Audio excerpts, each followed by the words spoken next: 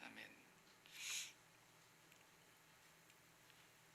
세례 요한은 예수님보다도 육신적으로는 6달 형님입니다. 그래서 6개월가량 먼저 한 5, 6개월 사이에 먼저 태어나신 분이세요. 근데 태어난 것이 상당히 특이했습니다. 복음서 공간복음을 보면은 세례 요한이 탄생하는 것이 누가복음에 좀 자세하게 나오죠. 아버지 제사장 집안의 레위 집안의 사가랴, 그리고 또 같은 레위 가문의 엘리사벳, 이 두 부부 사이에 꼭 아브라함과 사라처럼 자식이 없었지 않았습니까? 오랫동안 자식이 없는 가운데서 이 세례 요한이 아주 늙음하게 태어난 거예요. 그러니까 처음에 아브라함과 사라도 그냥 그 소리를 듣고서는 참 믿기지가 않았던 것처럼 세례 요한의 아버지도 못 믿었어요. 왜냐하면 자기 아내 엘리사벳이 아이를 낳을 수 있는 연세가 지났기 때문에 그런 일이 없을 거라고 봤던 거죠. 근데 이름까지 정해준단 말이에요. 이삭이라고 하는 것처럼 요한이라고 하라고. 그러니까 정말 그 자기 집안의 내력의 이름과도 또 안 닮았어요. 되게 학렬을 따라가잖아요, 이름이. 그런데 전혀 다른 요한이라는 이름을 주신단 말이에요. 그래서 사가랴가 믿지를 못했다가 하나님 앞에 좀 고생을 했습니다. 안 믿는 것 때문에. 그러니까 하나님을 하나님 되게 안 한 거죠. 하나님이 못하실 일이 뭐가 있겠어요. 근데 하나님이 말씀을 하시는데도 안 믿으니까.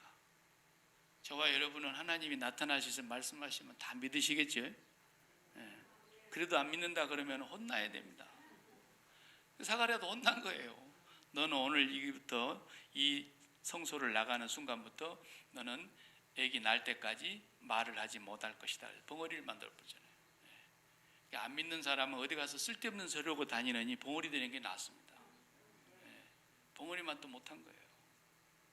그러니까 쓸데없는 소리 하고 다니는 사람은 그 안 믿는 사람들만 또 못한 거예요. 그러니까 너 그 쓸데없는 소리 하려면 안 돼. 지금부터 말문 닫혀버려잖아요.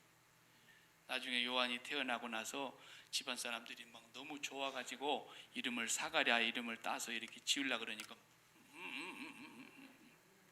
그 글씨 쓰는 거 갖고라고. 그래 글씨 쓰는 종이하고 이렇게 붓하고 갖다 주니까 요한이라고 썼단 말이에요. 그러자 입이 딱 열렸어요. 그래 태어난 사람이 이 특이한 출생이고 또 하나님께서 이 세례 요한을 보내실 때에 하나님의 목적이 있었던 거예요. 그 목적을 오늘 우리가 이제 본문에서 읽게 되는데 예수님을 이스라엘에게 드러내려고 세상에 보냄을 받은 사람이에요. 그러니까 주의 길을 예비하라. 그 길을 평탄케 하라. 그 하이웨이를 만들라는 뜻이에요. 영어 성경에 보면 하이웨이라고 써져 있어요. 그 길을 평탄하게 예수님이 오신 길을 준비한 사람이었거든요. 그러니까 예수님께서 이 세상에 직접 오셨을 때의 동시대의 인물로서 예수님을 하나님으로 가장 먼저 알아본, 자기로서는 사촌 아닙니까? 육신적으로는 사촌이고 자기가 한 5, 6개월 형인데 혹시 중간에 만났을 수도 있죠. 같이 뭐 제기차기를 했을런지, 우리식으로 말하자면 같이 딱지치기를 했을런지, 어린 시절에 같은 나이에 같이 지내지 않았겠습니까? 동네도 비슷한데. 그러니까 결국은 이 두 사람이 그냥 사촌 형제련이 이렇게 지내고만 살았던 것이었지 이분이 하나님이셨을 줄 세례 요한이 꿈에도 몰랐던 거예요. 오늘 성경에도 그러잖아요. 나도 몰랐다. 2번이나 그러잖아요. 나도 정말 그분이, 나는 그 사람이, 우리식으로 하면 나는 걔가 그런 사람인지 몰랐다. 그런데 세례를 베풀고 있는데 하나님께서 나에게 음성으로 들려주셨다. 네가 세례를 베풀고 있을 때에 하늘로부터서 성령이 임하시는 것을 보거든 그분이 성령으로 세례를 베풀어 주시는 분인 줄로 알아라. 그분이 바로 메시아 하나님이라고 하는 것을 네가 알아라 하나님이 계시해 줘서 나도 알게 됐던 거다는 거죠. 그 전까지는 같이 딱지치기 하고 놀았다 이 말이 쉽게 말하면 전혀 꿈에도 몰랐다는 거예요. 성령이 임하는 그 분을 보면서 내 사촌 동생 이분이 하나님이셨구나, 하나님의 독생자였구나. 얼마나 충격을 받았겠습니까? 그러니까 이 세례를 베푸는 자리에서 비로소 알게 된 거예요. 세례를. 그래서 이제 이 세례 요한이 예수님을 제대로 증언을 해 주셨는데 얼마나 영광스러운 분입니까? 예수님을 직접 눈으로 뵙고 자기가 그분에게 세례를 베풀었고 이분이 하나님이시라고, 이분이 메시아라고, 이분이 온 백성의 죄를 대속하시기 위해서 오신 하나님의 어린 양이라고 증거를 할 수 있는 그런 자리에 있었다 이 말이에요. 그리고 이 사명이 요한의 사명의 전부예요. 그리고는 얼마 안 있어서 그냥 30살 나이에 세상을 떠서 하나님 앞에 갔습니다. 순교당했죠. 헤롯에게 미움을 받아가지고 헤롯의 잘못된 것을 막 지적을 하니까 저놈 감옥에 쳐넣어 이렇게 해가지고 감옥에 넣어놨다가 헤로디아의 생일날 세례 요한이 제물이 돼서 그냥 참수형으로 순교를 당합니다. 예수님을 증언했던 분이세요. 선지자 중에 선지자고 여자가 낳은 자 중에 가장 큰 자라고 주님이 칭찬하셨고 구약에 예언했던 엘리야가 오리라 하셨는데 바로 이분이 그 사람이라고까지 주님이 말씀하셨던데 그 정도 되면은 좀 영광을 누리다가 예수님 옆에서 덕도 좀 보다가 인간적으로도 친척이요, 지금 재미 좀 볼 수 있는 그런 세상을 살다가 가면은 어디 하나님 손해 보실 일이 있겠습니까? 그런데도 그렇게 하나님이 불러가시는 거 보세요. 그러니까 예수 믿는 사람들은 예수 믿기 전까지는 어떻게 살았든지 간에 예수를 믿고 난 이후부터서는 그의 모든 삶이 하나님의 자녀로서의 삶이지 무슨 저주를 받았다는 중 무슨 죄의 심판을 받았다 이딴 얘기는 하면 안 되는 거예요. 절대로. 어떻게 죽었느냐 교통사고로 죽었대. 그렇게 예수를 잘 믿더니 새벽기도 나오다가 교통사고로 당했대. 그러면서 또 막 안타까워하고 막 그러잖아요. 이건 인간적인 생각이에요. 하나님은 그냥 그렇게 불러가시려고 작정을 하신 거예요. 비행기 타고 가다가 비행기가 폭발해갖고 떨어져서 죽어도 하나님 그렇게 불러가시려고 작정하신 거예요. 그러니까 내가 우리 애들 어렸을 적에도 항상 그랬어요. 아빠가 혹시라도 교통사고로 죽거들랑 내가 잘못 없는데 상대방이 잘못했거들랑 합의를 바로 해줘라. 괜히 내 시체 놔두고 막 얼마 줄래? 이렇게 따지지 말고 하나님이 나를 그렇게 불러가려고 그러신 거야. 예수 믿는 사람들은 쿨해야 되는 거예요. 그래서 어떻게 죽느냐가 그 사람의 믿음을 말하는 게 아니에요. 그냥 편안하게 침상에서 환하게 웃으면서 이렇게 죽으면 오메 천국 갔네, 천국 갔네 그러고 어디 성경에 그런 말이 있어요? 없어요. 그런 말은 그냥 우리 인간들끼리 그렇게 생각하는 거예요. 꼭 그런 건 아니에요. 세례 요한처럼 목이 뚝 잘려서 머리가 떼굴떼굴 땅바닥에 굴려가는데도 하나님이 부르신 거예요. 그렇게. 사도 바울도 목이 뚝 끊어져 가지고 참수형으로 머리가 3번 튀었다 그러잖아요. 전설에 의하면. 그렇게 죽었는데 사도 바울을 누가 저주받았다 그럽니까? 죽음을 갖고 얘기하는 거 아니에요. 기독교는 생명의 종교예요. 기독교는 생명인 거예요. 우리가 무슨 10가지 병을 앓다가 죽었다. 예수 믿는데 저렇게 병이 저렇게 많나? 그런 얘기 하지 마요. 그런 얘기 하지 마요. 그런 걸로 우리는 신앙을 판단하는 게 아니에요. 어떤 모양으로 죽어도 하나님의 자녀로 죽은 거예요. 저주로 죽은 게 아니에요. 죄의 심판으로 죽은 게 아니에요. 우리는 깨끗함을 입고 하나님께 죄 용서함을 받고 하나님의 자녀로 살다가 간 거예요. 앞으로는 어떤 모양으로든지 여러분이 개인적으로 당하는 문제에 대해서 아이고 전생에 내가 무슨 죄가 그렇게 많아, 이런 망발을 하지 말라고. 아유 내 팔자가 세서, 이런 망발을 하면 안 된단 말이에요. 우리는 하나님의 자녀로 살다 가는 거예요. 어떤 모양으로 살아도 그 믿음을 잃지 말아야 돼요. 당당하게 하나님 자녀로 기뻐하면서, 하나님 자녀로 행복하면서, 하나님 자녀로 감사하면서, 하나님 자녀로 기도하면서. 세례 요한은 예수님을 우리에게 확실하게 증언해 놓고 그 목표를 다 이룬 뒤에 하나님께로 가신 분이세요. 세례 요한이 증언한 예수 그리스도에 대한 그 증언은 너무나 분명하게 자기 느낌으로 말한 게 아니에요. 자기 어떤 지식으로 말한 게 아니에요. 성령이 그에게 말씀하시고 계시하시고 감동하셔서 예수님에 대한 정확한 증거를 하신 분이세요. 그러니까 세례 요한이 증거한 예수 그리스도가 바로 우리가 믿는 예수님이시고, 저와 여러분이 고백하는 그 고백이라야 올바른 믿음을 갖고 있는 거예요. 성경 전체의 주제를 오늘 요한복음에서 세례 요한이 예수님을 소개하면서 정리를 해버린 거예요. 29절 말씀을 다시 보면은 뭐라 그랬어요? 예수님이 이제 나타나셨어요. 세례 받고 다시 나타나신 거야 이제. 세례 받고 나타나셨는데 어떻게 합니까? 29절에 이튿날 요한이 예수께서 자기에게 나오심을 보고 이르되 보라 세상 죄를 지고 가는 하나님의 어린 양이로다. 아멘. 네.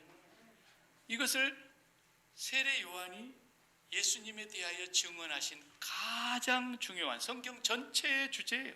성경 전체. 우리는 우리 문화권에서는 보라 세상 죄를 지고 가는 하나님의 어린 양이다. 우리 문화권에서는 그 말이 무슨 말인지를 몰라요. 그러니까 선교사님들 가운데 양을 전혀 모르는, 양이라는 동물이 있는 줄도 모르는 지역에서 선교하시는 분들은 이걸 설명하기가 곤란한 거야. 그래서 그 동네는 돼지만 잔뜩 키우는 마을인데 보라 세상 죄를 지고 가는 하나님의 어린 돼지로다 이렇게 했다잖아요. 선교사님들 가운데 문화권이 다르기 때문에. 근데 이 민족의 문화는 뭐예요? 조상적부터 수천 년 동안 나를 대신하여 제물로 죽이는 양에 대한 문화를 갖고 있는 제사 문화 아닙니까?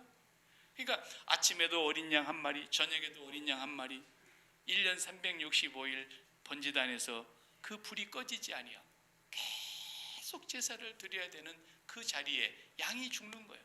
누구를 대신해서? 나를 대신해서 나의 죄를 대신 짊어지고 속죄의 제물로 죽는 그 어린 양을 알고 있는 그 문화권의 사람들에게 당연히 요한이 보라 저분이 세상의 모든 죄를 지고 가시는 하나님이 보내신 속죄의 제물 어린 양이다 이렇게 얘기한 거예요. 그러니까 사람들이 그 말을 알아는 듣지만 그들이 가슴으로 그것을 마음으로 받을 수가 없던 거예요. 그렇게 얘기를 해도.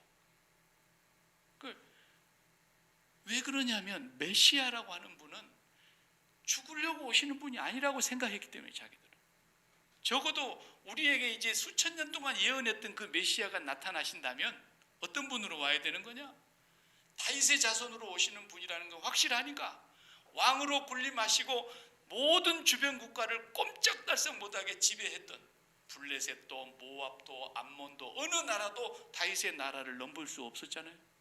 그렇게 다윗을 강성하게 하나님 하셨는데 바로 그 다윗의 후손으로 오실 왕은, 다윗의 자손으로 오실 그 왕은 다윗의 나라를 건설하시고 위엄과 권세와 영광과 능력이 온 땅에 충만해서 자기들의 나라가 모든 세상을 다 지배하는, 그때마도 지금 로마의 지배를 받고 있었을 때니까 로마도 우리의 지배를 받아야 되고 모든 권세가 바로 그 메시아 앞에 무릎을 꿇는 그런 나라를 꿈꾸고 있었던 거예요. 그런데 메시아가 와서 뭐 어떻게 한다고요? 하나님의 어린 양이다. 죽으러 왔다는 거 아닙니까? 죽으러 왔다. 이것에 대해서 그렇게 심각하게 그들은 받아들이질 않았다는 거죠. 그래도 그럴 것이, 우리가 한번 성경을 읽어보겠어요? 화면을 보시면서 제가 이사야 9장 6절 7절 말씀 다 같이 한번 여러분과 같이 읽겠습니다. 시작. 이는 이사야 9장 6절 7절 말씀 다 같이요. 이는 한 아기가 우리에게 낳고 한 아들을 우리에게 주신 바 되었는데 그의 어깨에는 정사를 메었고 그의 이름은 기묘자라 모사라 전능하신 하나님이라 영존하시는 아버지라 평강의 왕이라 할 것임이라. 7절. 그 정사와 평강의 더함이 무궁하며 또 다윗의 왕자와 그의 나라에 군림하여 그 나라를 굳게 세우고 지금 이후로 영원히 정의와 공의로 그것을 보존하실 것이라. 만군의 여호와의 열심히 이를 이루시리라. 네, 이렇게 이사야 예언했기 때문에 다윗의 나라를 굳게 세우실 분이다. 하나님은 반드시 이걸 이루실 분이라는 걸 자기들은 이사야 선지자의 예언을 믿고 있었기 때문에 한 아기가 이 세상에 낳은데 그분은 기묘자고 모사이시고 평강의 왕이시고 영존하시는 아버지고, 와, 이분을 기다렸던 거예요.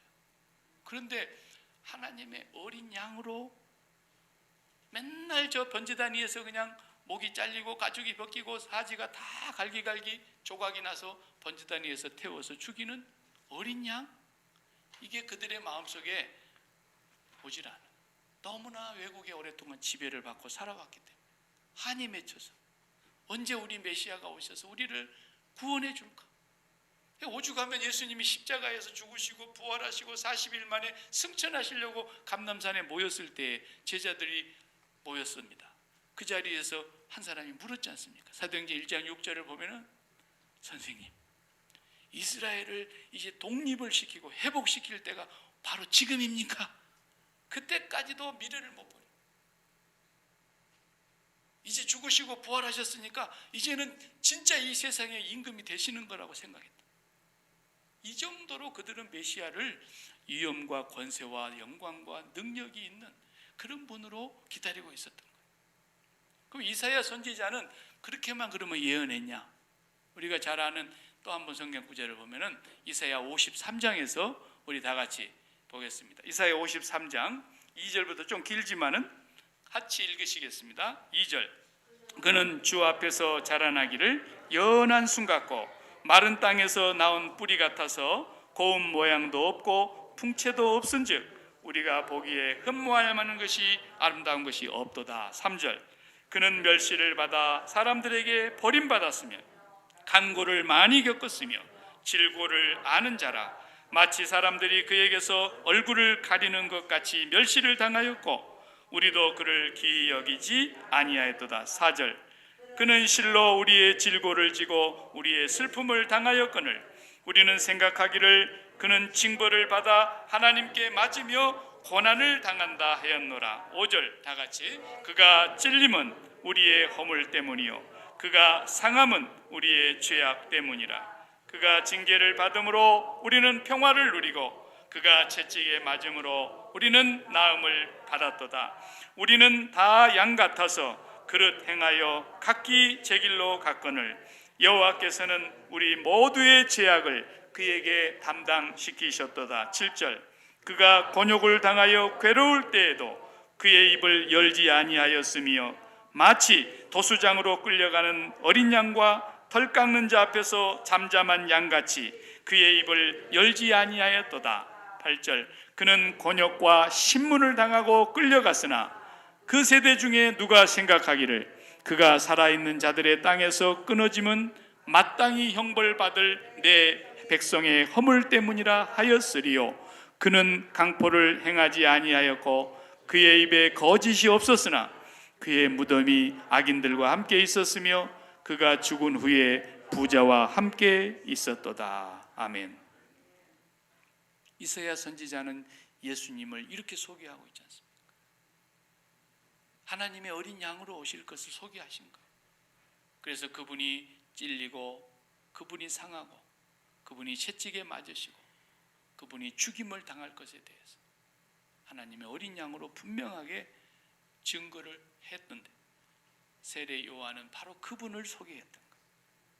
앞서 9장 6절 7절의 말씀은 부활하시고 승천하신 보좌 우편에 다시 가신 예수님께서 재림하시고 이 땅을 다스리게 될 때를 예언하신 말씀이라면, 지금 53장의 말씀은 세상 죄를 지고 가는 하나님의 어린 양으로 이 땅에 오셔서 사람들이 보기에는 흠모할 만한 아름다운 것이 하나도 없었고 마른 땅에서 나오는 마치 간들간들한 줄기 같아서 정말로 세상 사람들이 그를 볼 때에 아무도 알아보지 못했습니다.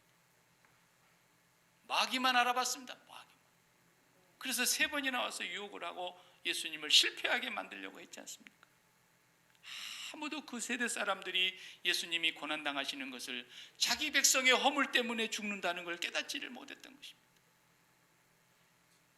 그러나 주님께서는 결국은 하나님의 어린 양으로 오신 그 목적대로 십자가에서 죽으셨던 것이죠. 세례 요한은 예수님에 대한 정확한 이해를 성령을 통해서 알게 됐다고 말하고 있는 겁니다. 그래서 사도 바울도 우리 같이 또 화면에서 읽어보겠습니다. 사도 바울이 고린도전서 5장 7절에 다 같이요. 너희는 누룩 없는 자인데 새 덩어리가 되기 위하여 묵은 누룩을 내버리라. 우리의 유월절 양 곧 그리스도께서 희생되셨느니라. 아멘. 예수님을 유월절 양이라고 그러죠. 또 베드로전서 1장 19절 20절 다 같이 너희가 알거니와 너희 조상이 물려준 헛된 행실에서 대속함을 받은 것은 은이나 금같이 없어질 것으로 된 것이 아니요 오직 흠없고 점없는 어린 양 같은 그리스도의 보배로운 피로 된 것이니라. 아멘. 정확하게 사도 바울이나 예수님의 제자 베드로는 예수님에 대해서 유월절 어린 양으로 이 땅에 오신 분이다. 우리 유월절을 잘 알죠? 유월절이 되면은 반드시 1월 14일 해질녘에 양 한 마리를 잡아서 먼저 그 양의 피를 받고 그 양을 죽은 피를 자기가 살고 있는 문지방과 문 좌우 설주의 문 기둥에 다 이렇게 칠하는 거예요.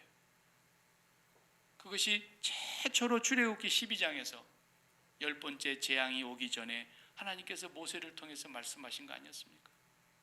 그래서 그 피를 문에 바르고 그 집 안에서 나오지 않고 그 양고기를 구워서 그날 밤에 먹으면서 날 새면 나갈 거니까 옷 입고 먹으라 그랬어요. 허리에 띠고 먹으라 그랬어요. 신발 신고 먹으라 그랬어요. 손에 지팡이를 잡고 급히 먹으라 그랬어요. 그때에 하나님이 죽이는 천사를 보내셨을 때에 이스라엘 백성들의 그 양의 피가 문에 발라져 있는 집은 어떻게 했어요? 죽음의 사자가 넘어갔다. 넘을 유, 넘을 월. 그래서 유월절 그러는 거예요. 패스오버 영어로. 하나님의 죽음의 심판이 넘어간 절기라 이 말이에요. 그런데 그 피가 발라져 있지 않는 모든 집안에 있는 모든 백성들 가운데 첫 새끼와 첫 장자는 다 죽었어요. 바이러스가 장자만 죽이고 다니는 바이러스가 있나요? 팬데믹이 만약에 다 장자만 죽이고 가는 팬데믹이라면 아마 그때 재앙하고 똑같을 거예요. 하나님이 장자를 멸하셨어요. 장자를 멸했다는 것은 그의 모든 것을 멸했다는 뜻이에요. 그래서 그 죽음의 권세가 넘어가게 한 유월절 양의 피, 그것이 바로 이제 이 땅에 오신 예수 그리스도가 우리의 모든 죄를 다 짊어지고 십자가의 죽으심으로 인해서 우리가 받아야 될 그 죽음이, 그 저주가, 그 심판이 넘어갔다. 자, 그래서 세례 요한은 예수님을 바로 그 하나님의 어린 양으로 이렇게 우리에게 소개를 하고 있는 것입니다. 제가 오래전의 기사인데 꼭 10년 됐어요. 2012년 5월 2일 날 호주에서 있었던 아주 안타까운 한 뉴스인데, 우리 호주에 이민 가서 사시는 한인 교민 한 분이 어려움을 당한 얘기가 기사에 실렸던 겁니다. 이분의 이름이 신미진 씨. 그 당시에 38살 잡수잖아요. 젊은 분이었어요. 신미진 씨가 5월 달에 이제 학교에 아이를 보내놓고 11살짜리 학교에 아이를 보냈는데 11살짜리네요. 초등학교 큰딸인데 11살짜리를 보냈는데 이 아이가 이제 수업을 마치고 오니까 엄마가 이제 맞으러 가야 되잖아요. 그 학교 스쿨버스가 아이를 태워가지고 이제 내려줄 장소로 이렇게 오는데 그 운전기사가 그 당시에 이 신미진 씨를 발견을 못한 거예요. 그래가지고 이렇게 커브길에서 이렇게 돌면서 인도에 있는 이 신미진 씨를 그냥 친 거예요. 근데 더 안타까운 것은 이 부인이 등에다가 생후 8개월 된 아이를 업고 있었어요. 그런데 옆에서 이제 같이 아이들을 마중 나온 사람들이 막 많이 보고 있었지 않았겠습니까? 막 비명을 질렀겠죠. 그런데 그 바퀴에 깔려서 죽는 순간에 등에 업고 있던 아이가 바퀴 속에서 밖으로 팍 튀어나오더라는 거예요. 그걸 보고 사람들이 증언을 한 거예요. 엄마가 죽으면서도 등에 있는 아이를 살리려고 애를 밖으로 튕겨낸 거야. 우리가 이런 뉴스는 참 많이 보잖아요. 뭐 어디 화재가 났다든지 지진이 나가지고 건물이 무너졌다든지 그러면은 엄마는 죽었는데 엄마가 아이를 그냥 품에 안고 이러고 있는 그런 장면들. 꼭 그 그림이 바로 세상 죄를 지고 가는, 우리를 업고 가는 예수님의 모습과 같대요. 우리는 하나님 앞에 한 발자국도 발을 들여놓을 수 없는 죄와 죄의 짱아찌들이라고 했잖아요. 제가 죄의 짱아찌 좋아하시죠? 네. 죄에 찌들어져 있는 짱아찌. 우리는 영원히 저주를 받아야 마땅한 죄의 덩어리들이에요. 그러니까 거룩하신 하나님, 공의로우신 하나님 앞에 한 발자국도 못 내밀게 돼 있어요. 나중에 뭐 천국 가면은 천국 앞에서 예수를 믿지 아니한 사람들은 하나님 앞에 설 수도 없어요. 그냥 죽은 사람처럼 돼버리는 거예요. 거기서도 살아있을 때도 하나님 앞에 섰던 사람들이 다 어떻게 돼버렸던 거예요. 이사야 선지자도 하나님의 영광만 보고도 그냥 죽은 자처럼 돼버리죠. 사도 요한은 요한계시록에 보면 부활하신 주님을 목격하고서는 죽은 자처럼 돼버리잖아요.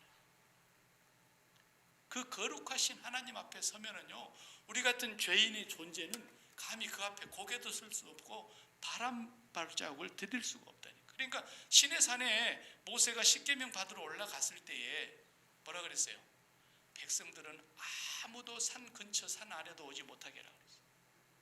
왜? 여호와께서 돌격하여 그들을 죽일까 내가 염려하노라 그랬어요. 하나님의 본성 자체가 거룩이시기 때문에 죄인들은 그 근처도 못 가요. 그래서 그렇게 놀라우신 하나님 앞에 우리가 바람바디만 들어놔도 죽을 판인데 예수님이 우리를 업고 어떻게 하나님 앞으로 갑니까? 그러니까 하나님 앞으로 발을 디뎌 놓는 순간에 우리를 등에 업고 가시는 예수님에게로 막 마치 보물 찾으러 가면 막 화살이 날아오는 것처럼 예수님에게로 막 무지막지한 화살과 창과 칼과 죽음이 막 세대하는데 예수님께서 모든 것을 다 등에 맞고 우리를 품에 안으신 거예요. 그리고 죽으신 장면이 바로 그 그림이 하나님의 어린 양의 모습이다. 우리가 받아야 될 그 저주와 그 죽음을 주님이 다 담당하신 거니까. 그래서 날마다 그 죽음이 그분에게 일어나야 될 죽음이 아니었다는 걸 우리가 알아야 돼요. 내한테 일어나야 될 죽음이 그분에게 일어났기 때문에 우리가 그분을 믿는 것은 그분에게서 일어난 그 일이 나에게 일어났으므로 동일하게 믿고 받아들이는 거예요. 날마다 눈만 뜨면 그 주님의 십자가의 죽으심을 바라보는 사람이 예수 믿는 사람인 거예요. 그걸 새까맣게 잊어버리고 생각하지도 아니하고 살아가는 사람은 예수 믿는 사람은 아니에요. 예수를 믿는 사람은 그걸 잊을 수가 없는 거예요. 잠깐은 잊을 수 있겠죠. 사람인 거로. 또 급한 일을 당하다 보면 잊을 수도 있겠죠. 사람인 거로. 그러나 그것을 아주 기억지도 못하고 살아가는 그런 사람은 있을 수가 없어요. 예수 믿는다는 사람 가운데. 특히나 우리에게 어려운 상황이 닥칠 때에도 그것을 우리는 더 먼저 생각해야 되는 사람들이에요. 아니, 내가 이렇게 예수를 믿는데 우리 집에 이렇게 우한 질고가 떠나지를 않는단 말인가? 이렇게 생각이 들 수도 있어요. 어떤 사람 믿음이 연약하면. 그러나 예수 그리스도를 믿는 사람은 그것이 우한 질고가 온다 할지라도 그것이 심판이거나 내 죄값으로 저주를 받는다거나 그런 생각을 갖는 것이 아니에요. 내가 하나님의 자녀로서 그 어려움과 고난을 당할 때에 더 주님을 바라보면서 더 주님의 십자가를 의지하면서 그 십자가에서 죽으신 주님의 죽음을 나의 죽음으로 동일시하면서 내가 그 문제에 대하여 죽음을 날마다 고백하게 살게 되는 거죠. 그 문제를 내가 더 끊어내게 되는 거예요. 더 철저하게 끊어내는 거예요. 그것이 예수를 믿는 거예요. 그래서 세례 요한이 세례를 베풀고 있을 때에 하늘로부터 성령이 이렇게 강림하시는 그 장면을 보거들랑 그분이 성령으로 세례를 베푸실 분이라는 걸 네가 알아라. 그랬을 때에 그걸 자기가 목도한 거 아닙니까? 비둘기 같은 성령이 그에 임하시는 거예요. 자기는 물 세례를 주는 사람이지만 내 뒤에 오시는 분은 성령으로 세례를 주시는 분이라는 것을 증거를 하신 거예요. 성령으로 세례를 베푸시는 것과 세례 요한이 물 세례를 베푸는 것은 어떤 차이가 있는 것이냐? 이것은 예수님의 십자가의 사건을 기준으로 놓고 볼 때에 물 세례라는 건 뭐냐 하면 회개의 세례예요. 요한의 세례는. 뭘 회개하는 거냐? 성경에 회개라는 말이 메타노이아라는 말을 썼는데 메타라는 말은 different, 다르다는 뜻이에요. 앞에 노에오라는 그 동사는 think, 생각한다는 뜻이에요. 다르게 생각한다. 생각을 달리한다. 생각을 고쳐먹는다. 그런 뜻이거든요. 회개라는 것은 먼저 생각이 바뀌는 거예요. 생각이. 어떤 생각이냐? 이 세상에 내가 죄덩어리로 죄의 장아찌로 살았는데 도대체 무슨 죄를 지었다는 거냐? 내가 살인을 했냐, 간음을 했냐, 도적질을 했냐, 거짓 증거를 했냐, 남의 걸 탐내기를 했냐, 내가 십계명을 뭘 보겠다는 이런 죄만을 사람들은 죄라고 생각하는데 성경에서 말하는 죄라는 건 더 근본적인 죄를 얘기하는 거예요. 요 살인, 간음, 도적질 뭐 이런 모든 죄들은 이 더 근본적인 죄 때문에 나타나는 증상이거든. 근본적인 죄가 뭐냐? 마음에 하나님 외에 다른 걸 품는 거예요. 우리 마음이 지성소요, 우리 마음이 성전인데 마음에 하나님을 모시질 않고 이 세상의 가치를 날마다 담고 살아가는 그 삶 자체가 하나님 앞에서 죄의 덩어리라는 거예요. 죄의 덩어리. 그냥 하나님의 심판이 그대로 우리에게 와서 꽂히면 살아남을 수가 없는 죄의 덩어리들이에요. 그 죄를 말하는 거예요. 저와 여러분이 아무리 도덕적으로 세상에서 선하게 살고 남보다 깨끗하게 살고 뭐 이런 소리 하는 사람들이 있잖아요. 아직 예수를 몰라서 그러는 거죠. 아직도 그가 어둠에 있기 때문에 빛을 발견하지 못했기 때문에 자기가 너무나 어둠이 극심해가지고 볼지를 못하는 거예요. 얼마나 죄인이라는 거예요. 우리가 죄인이라고 하는 것은 사람의 마음은 빈 마음으로 하나님이 만드셨거든요. 이 빈 마음에는 하나님을 모시면 이 마음이 꽉 차게 돼 있어요. 더 바랄 것이 없는 마음이 되게 되는 거예요. 그러니까 하나님으로 충만해지고 나니까 유무상통 일이 벌어지잖아요. 왜? 아니 지금까지는 내가 재산이 내 인생의 중요한 것으로 생각해서 재산, 돈, 어떤 사람은 명예, 어떤 사람은 권력, 어떤 사람은 성공 이런 것들이 나의 마음속에 소중한 것으로 생각해가지고 늘 이 빈 마음에다가 그걸 더 채워야 산다고 생각했고 더 많이 채워져야 행복한 것이라고 생각하고 그것이 인생의 즐거움이라고 생각하잖아요. 모두가 다. 그런데 하나님으로 충만해지고 나니까 자기에게 더 이상 더 좋은 것이 없어요.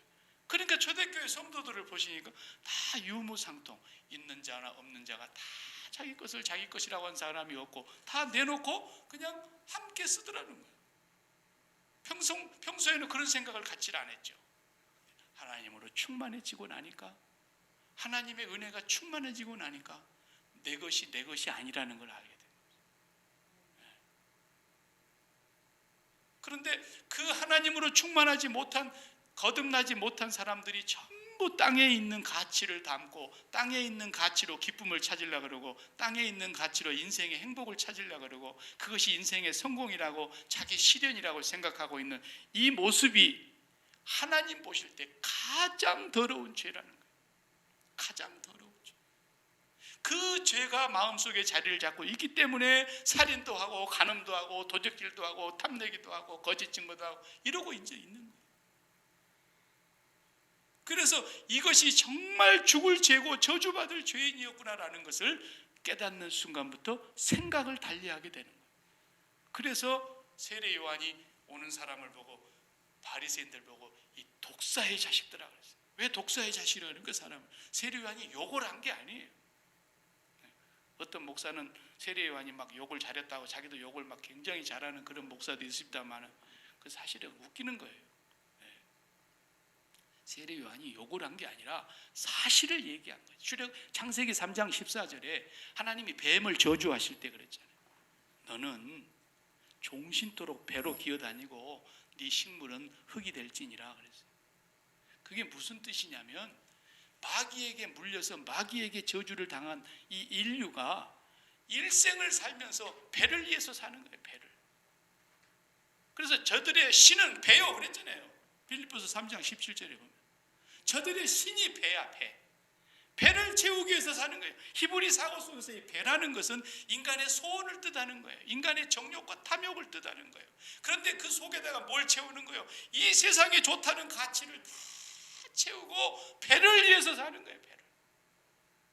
자기 정욕을 채우기 위해서. 육신의 정욕이고 안목의 정욕이고 이생의 자랑거리는 이 모든 걸 채우기 위해서 살아가는 이 신, 배로 기어다니고 흙을 식물로 삼을 거라.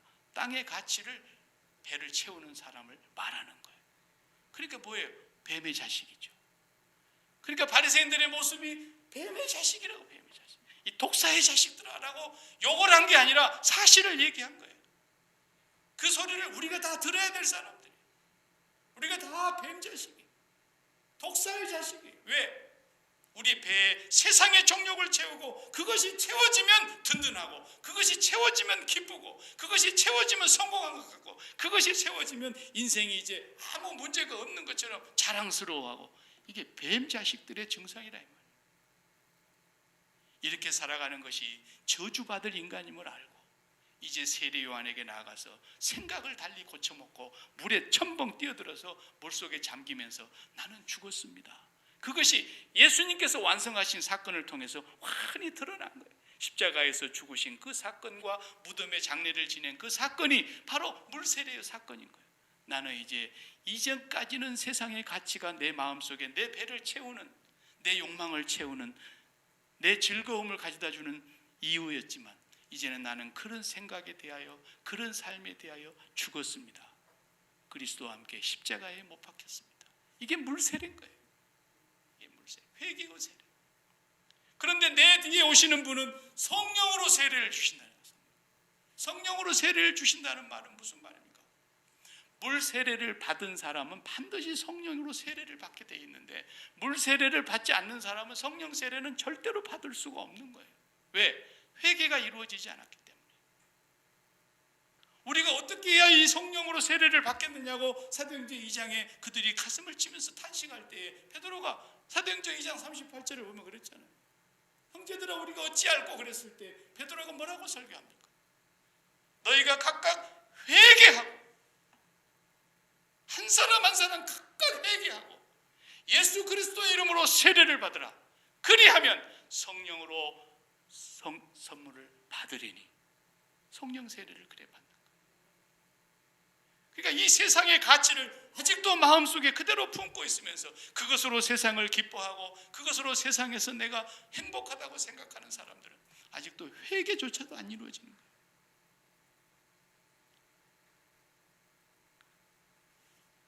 예수님께서 오셔서 성령으로 세례를 베푸신다는 것은 뭔 말이냐면 하나님의 나라를 이제는 체험하게 된다는 거예요. 하나님의 나라가 느껴지고 알아지고 확신이 되어지고 가장 좋아진다는 거예요. 사모하게 된다는 뜻이에요. 보이지 않잖아요. 하나님도 보이지 않고 하나님 나라도 보이지 않아요. 그렇기 때문에 예수님께서 네가 물과 성령으로 나지 아니하면 하나님 나라를 결단코 볼 수 없을 것이다. 예수님께서는 성령의 세례를 주시려고 오신 거예요. 왜? 우리가 보지 못하고 육안으로 느끼지 못하는데 그것을 우리의 마음이 우리의 영이 하나님의 나라를 체험하고 경험하고 느껴지도록 하시는 분이 성령의 세례를 주시는 분이에요. 성령 세례를 받으면 그것이 느껴지는 거예요. 그때부터서. 이 추운 겨울에 우리가 밖에 있다가 막 몸이 끙끙 얼었다가도 방문 열고 싹 들어가면 그 느낌이 얼마나 따뜻합니까? 그리고 육신의 감각기관이 싹 느끼는 거예요.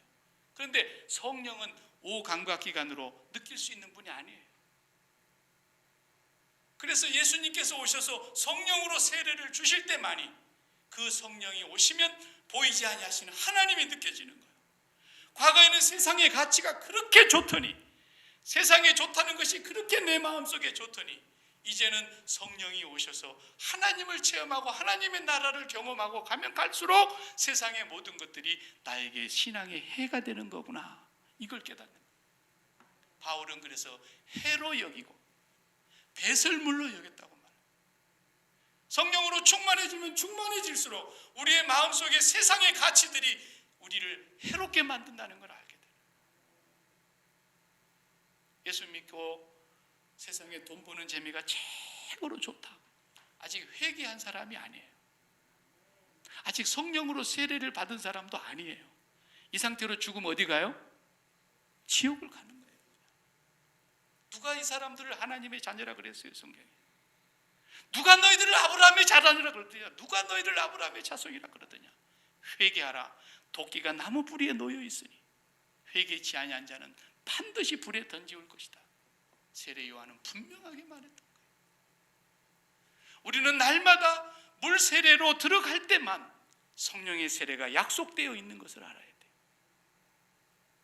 회개의 세례를 통해서 날마다 성령의 세례를 우리에게 부어주시는 분이 예수님께서 오신 목적이에요. 내 뒤에 오시는 분이 바로 그걸 주려고 오신 분. 예수를 믿는 사람들이 그저 십자가에서 예수님 죽었다 그러니까 그거 하나 믿고 나는 이제 죄 용서함 받았어. 그리고 나서부터 그 다음부터서는 막 성령 달래, 성령. 그래서 부흥사들 중에 많은 사람들이 이 기독교를 망쳐놓은 거예요. 다는 아니에요. 그 지가 성령 주는 것처럼, 자 오늘 밤에 성령 받으실 분들은 두 손 들고 아멘, 아멘, 완전 미친 짓거리 하는 거예요. 미친 짓거리. 성령을 지가 줍니까? 성령은 하나님이십니다. 거룩하신 하나님의 영이십니다. 하나님의 약속입니다. 요한은 물로 세례를 베풀었으나 너희는 몇 날이 못되어 성령으로 세례를 받으리니 예루살렘을 떠나지 말고 아버지의 약속하신 것을 기다리라 그랬어요. 아버지의 약속이에요. 그렇기 때문에 반드시 성령으로 세례를 받게 되어 있어요. 누가? 회개하는 사람들. 철저하게 회개하는 거예요. 그 철저한 회개가 뭐냐? 막 바늘로 자기 허벅지를 찢고, 그리고 막 이빨로 그냥 혀를 깨물고, 그리고 막 금식하고 금욕하고, 그게 아니에요. 그게. 과거의 교회사를 보면 그렇게 하는 것이 회개인 줄 아는 사람들이 있었어요. 일당들이. 예수 그리스도가 저 불뱀처럼, 저 구리뱀이 장대 위에 높이 달렸을 때 그걸 바라본 즉 산 것처럼 십자가에 높이 달리신 예수 그리스도의 그 죽음을 나의 죽음으로 바라보고 나의 양식으로 날마다 먹는 사람들이, 그래서 이 세상에 마음의 가치를 두고 살았던 사람들, 구름 아래 있는 모든 것들을 통해서 내 인생의 가장 행복을 찾으려고 지금까지 살아왔던 삶이 얼마나 하나님 앞에 더럽고 가증스러운 삶이라는 걸 철저히 깨닫고 그 십자가에 죽으러 오신 하나님의 어린 양을 날마다 바라보며 나의 주 나의 하나님으로 고백하면서 루터가 말한 대로 매일 세례, 사도 바울이 고린도전서 15장 31절에 나는 날마다 죽노라 말한 그 매일 침례, 매일 세례의 삶을 매일 나에게 적용시키고 살아가는 것, 그 사람이 예수 믿는 사람입니다. 이렇게 살아가는 사람은 반드시 성령으로 세례를 받습니다.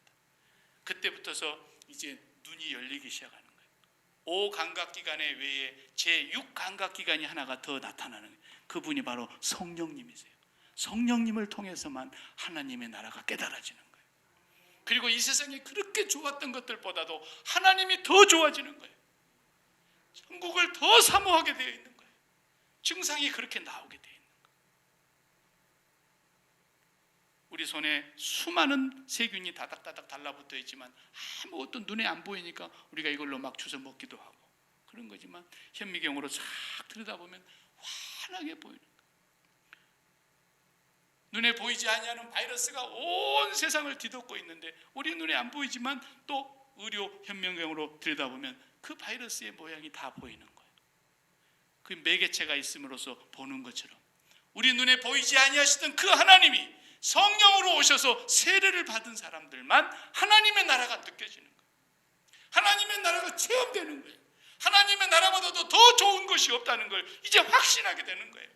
그래서 세상의 것들이 나에게 하나님의 나라를 향해서 가는데 해가 되는 것들은 과감하게 십자가에 못 박고 배설물처럼 여기게 되는 거예요.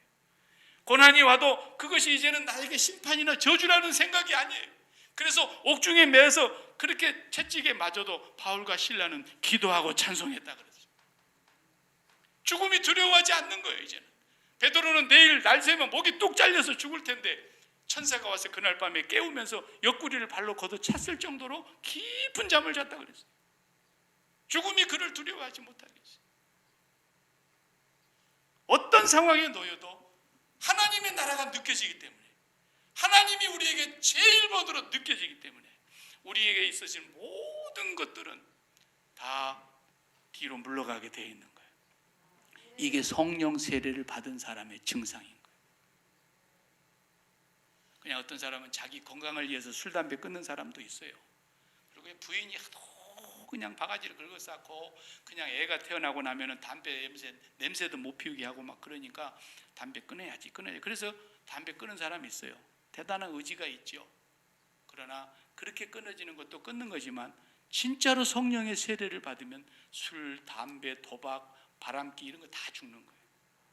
그리고 그 생활이 너무너무 더럽다는 생활이라는 것을 철저하게 깨닫게 돼요. 이제는 담배 먹는 사람 옆에만 가면 현기증이 나가지고 하루에 2갑씩 피우던 사람이 하루에 서말씩 마시던 사람이 술만 봐도 구역질이 나는 거예요. 이게 성령 받은 사람의 증거인 거예요. 그냥 너무너무 세상이 그렇게 좋고 돈이 그렇게 좋고 세상에 자식이 그렇게 좋고 피부치 살부치가 내 마음속에 그렇게 좋다가도 성령으로 충만해지고 나면 그 모든 것들이 우리 마음에서 십자가에 못 박게 되는 거예요. 사랑하는 성도 여러분, 교회를 다니면 구원받는 게 아닙니다. 그냥 목사에게 세례를 받으면 구원받는 게 아닙니다. 교회에서 직분을 받으면 천국 가는 게 아닙니다. 교회에서 헌금을 많이 하면 직분을 받는 게 아닙니다. 이건 기독교의 타락이요, 죄악 중에 가장 간악한 죄악입니다. 철저하게 예수 그리스도의 십자가에서 날마다 나의 죽음을 양식으로 먹는 것입니다. 그리스도가 나를 위해서 죽으셨기 때문에 그분이 생명의 떡이십니다. 그분이 생명의 참 음료이십니다. 날마다 죽음을 고백하고 날마다 죽음을 나의 죽음으로 고백하면서 살아가는 그 사람이 하나님의 약속에 의해서 반드시 성령으로 세례를 받게 될 것입니다. 세례 요한은 바로 이 예수님을 우리에게 증거하셨던 것입니다.